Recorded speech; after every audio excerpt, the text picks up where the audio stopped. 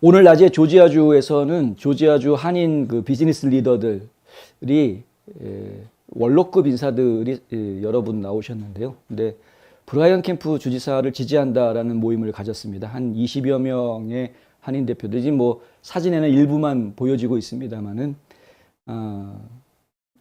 한인 비즈니스 원로들이 리더들이 이제 브라이언 캠프 주지사 지지한다라는 모임을 가진 것인데 4년 전에도 이 같은 모임이 같은 장소에서 있었습니다. 이 행사가 열렸던 장소가 그 좀 나름대로 의미가 있는 장소였습니다. 그러니까 이제 과거에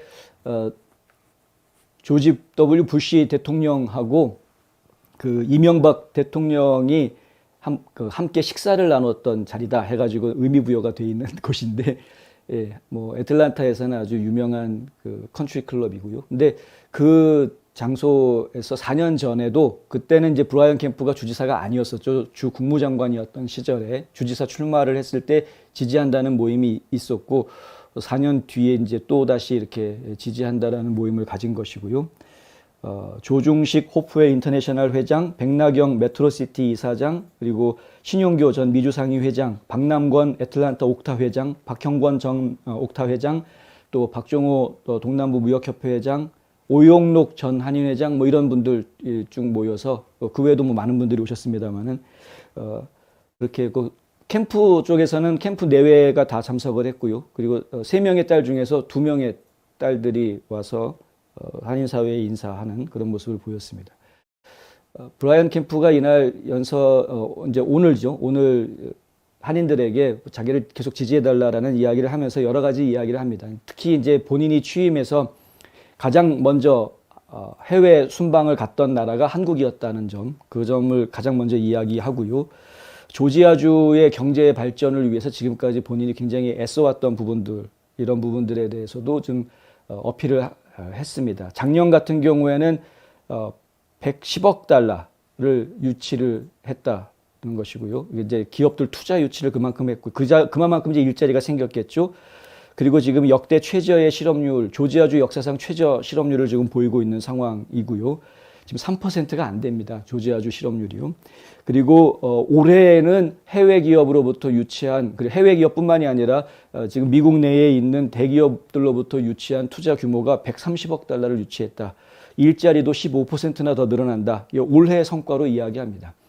그리고 이제 브라이언 캠프 주지사가 주지사 생활을 하는 동안에 SK가 커머스라는 지역에다가 배터리 공장을 건설을 하기로 하고 단일 프로젝트로는 조지아주 역사상 가장 큰 액수의 투자를 약속을 하는 그런 일이 있었고요.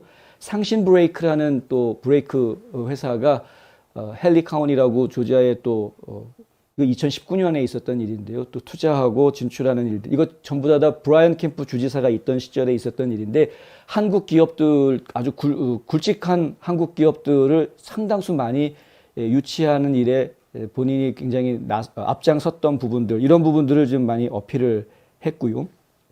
그리고 올해 주 역사상 가장 큰 세금 강면 해냈고, 그리고 소득세 환급까지 해줬습니다. 조지아주가 세수가 워낙 많이 걷어들여져 가지고 예상했던 것보다 많이 걷어들여져서 조지아 주민들에게 1인당 500불씩 세금 환급해주는 그런 세금 환급을 단행을 했고요. 그러니까 그런 부분들은 보수주의 정치인으로서 충분히 모범적인 모습을 보였던 것 아니냐, 이제 이런 걸 어필한 것이고요. 조지아 후보들 중에서 주지사로서의 기록을 가지고 있는 건 지금 본인밖에 없지 않느냐, 이렇게 이야기를 합니다. 실제로 지금 트럼프 대통령이 지지하고 있는 데이비 퍼듀 후보 같은 경우에는 연방 상원의원 6년 한 것 외에는 정치 경력이나 행정 경력은 전혀 없기 때문에 이런 주장, 이런 어필을 하는 것이고요. 또 스테이시 에이브람스, 민주당의 스테이시 에이브람스도 마찬가지로 주 하원의원으로 4년인가 뭐 한 경력밖에 없기 때문에 사실은 주 정부 행정을 이끌어 나갈 수 있는 능력이 검증된 인물이다라고 말하기는 사실은 좀 어려운 것이죠. 그러니까 이제 이런 부분들, 지난 4년 동안 내가 잘못했다면 모르겠지만 내가 잘해왔다라고 생각이 된다면 계속 나를 지지해달라. 나는 이 일을 계속하고 싶다. 이제 이런 이야기를 한 겁니다. 여러 가지 이야기들이 나왔는데 자세한 이야기는 제가 말로 하는 것보다는 그냥 브라이언 캠프가 직접 말한 연설 내용을 저희가 영상으로 오늘 녹화를 해왔는데요. 그 부분을 제가 뉴스 준비하느라고 시간이 모자라서 편집이 안 끝나는 바람에 오늘 방송 끝나고 나서 제가 오늘 밤이든 내일이든 하여간 캠프가 이야기한 영상, 연설한 내용을 좀 올려드리도록 하겠습니다. 한번 보시고 그리고 판단하시면 좋겠고요. 지난번에도 여러 차례 걸쳐서 말씀을 드렸습니다만은 조지아주만큼 특이한 곳이 없습니다. 뭐 다른 주 같은 경우에는 트럼프 대통령이 지지하는 사람들에 대해서 유권자들이 거의 대부분 움직여주고 따라주는 그런 모습을 보이고 있는 그런 모습을 보이고 있는데 그것이 하나의 대세가 되는 모습을 보여주고 있는데 조지아주의 주지사 선거는 얘기가 좀 다릅니다. 주지사 선거는 아직까지도 여론조사 결과들을 보면은 브라이언 캠프가 계속해서 50%가 훨씬 넘는 지지율을 얻고 있는 그런 상태입니다. 오늘 보좌관들하고도 따로 저희가 이야기를 나눠봤는데 오차 범위를 벗어나는 상태로 지금 50%를 훨씬 넘기는 것이기 때문에 결선 투표로 가지도 않을 것이다 라고 아주 낙관하고 있는 모습들을 저희가 보았고요. 데이비 퍼듀 주지사 후보하고 지금 브라이언 캠프 주지사 후보하고는 현재 한 8%포인트 정도 차이가 나고 있는 것으로 그렇게 브라이언 캠프 쪽의 선거 캠프에서는 그렇게 지금 이제 집계를 가지고 있는 것으로 그렇게 얘기를 들었습니다. 한 가지 재미있었던 것은 부정선거 문제에 대한 건데 제가 질문을 안 할 수가 없으니까 이 브라이언 캠프 주지사가 연설하기 전에 동행한 다른 분들한테 그 질문들을 했었는데요. 그 질문이 캠프 주지사한테 전달이 돼가지고요. 캠프 주지사가 연설하는 동안에 그 질문에 대한 답변을 했습니다. 뭐냐 하면은 그 조지아 주의 헌법이 도저히 이제 선거에 개입하지 못하게 주지사가 선거 문제에 개입하지 못하게 되어져 있다라는 것이죠. 그러니까 선거를 뭐 조기 선거 일자를 어떻게 할지 뭐 아니면은 벨롯 박스를 설치를 할지 말지 우편 투표 용지를 보내야 되는지 마는지 뭐 이런 여러 가지 세부적인 사항들부터 시작해서 선거 이후에 무슨 조사를 해야 되느니 문제가 있으니까 이거 고쳐야 되는 여러 가지 문제들이 나오는 부분에 대해서 사실은 거의 대부분 다 주 국무장관의 관할 그리고 주 선거관리위원회에서 처리해야 될 부분들이지 주지사가 거기에 개입할 수 없는 것이 헌법에 있는 내용이다라는 이제 해명을 했고요. 트럼프 대통령 그럼 왜 그렇게 주장을 했느냐?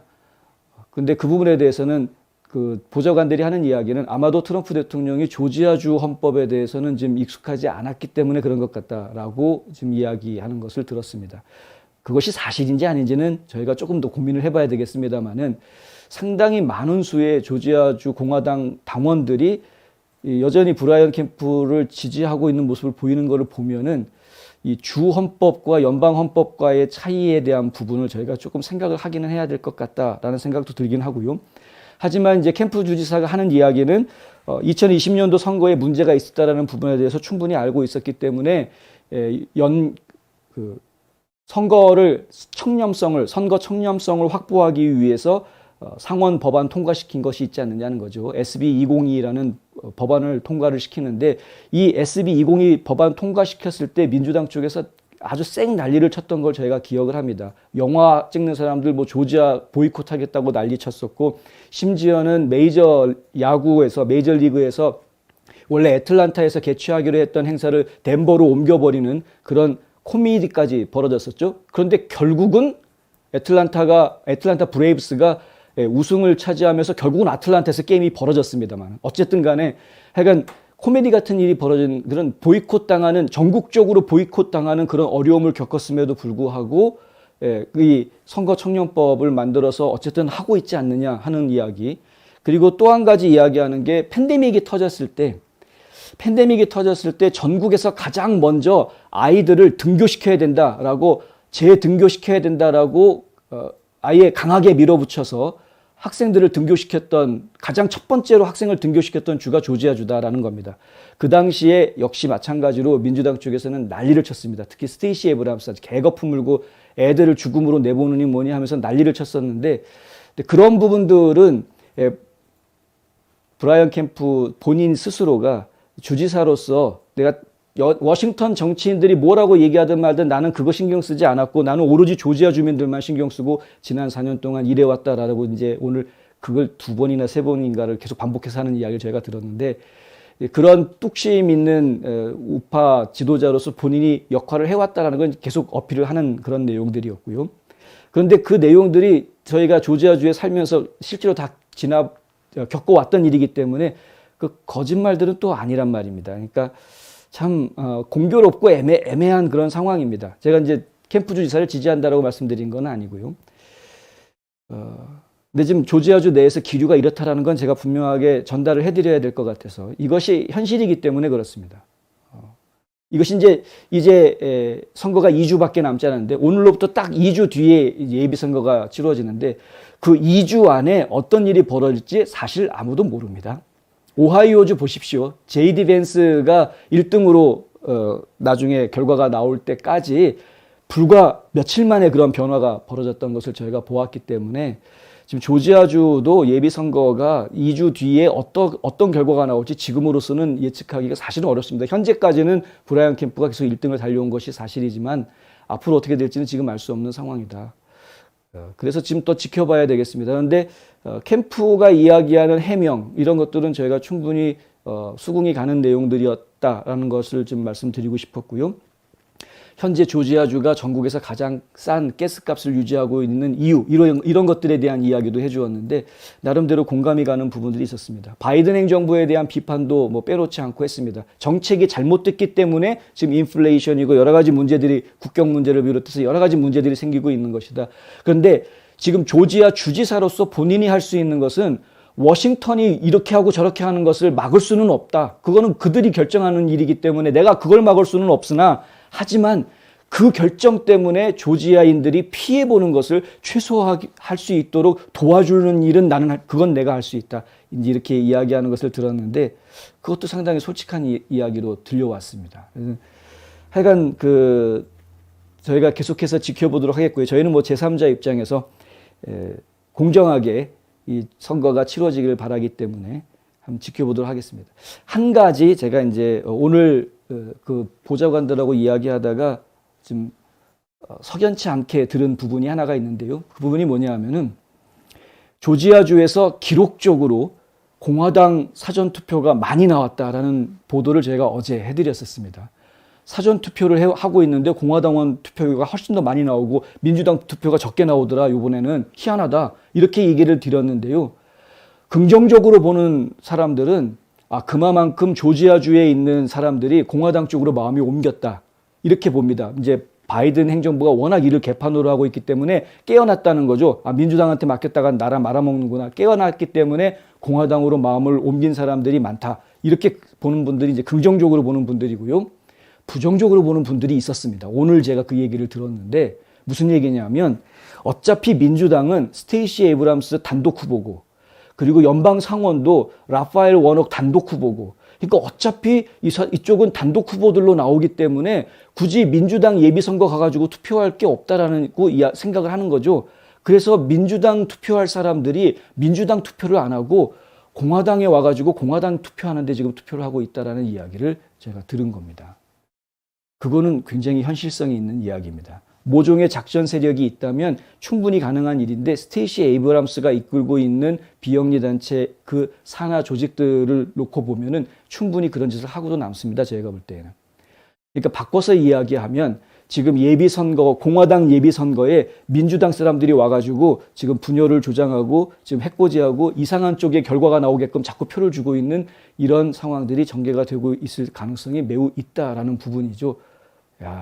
그 얘기 듣고 나니까 제가 좀 굉장히 심각해지더라고요.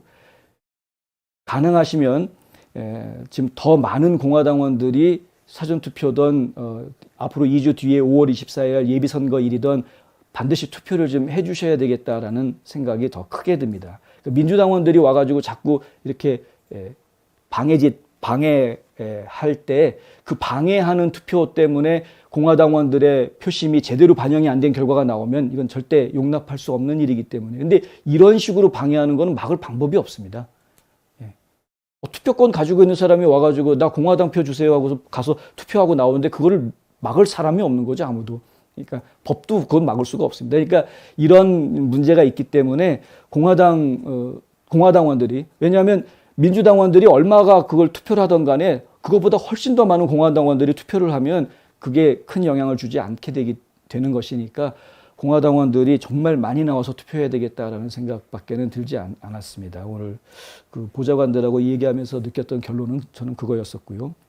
어찌됐든 간에 그 한국을 알고 있는 후보들, 그리고 한국에 대해서 이해하고 있는 후보들이 어쨌든 정권을 쥐고 나가는 것이 지역 한인사회 입장에서는 여러모로 좋은 부분들이 있기 때문에 그러한 부분들은 지금 저희가 고려를 해야 되겠다. 뭐 그러면 데이빗 퍼듀는 한국을 모르느냐? 전혀 아닙니다. 데이빗 퍼듀도 한국 잘 압니다.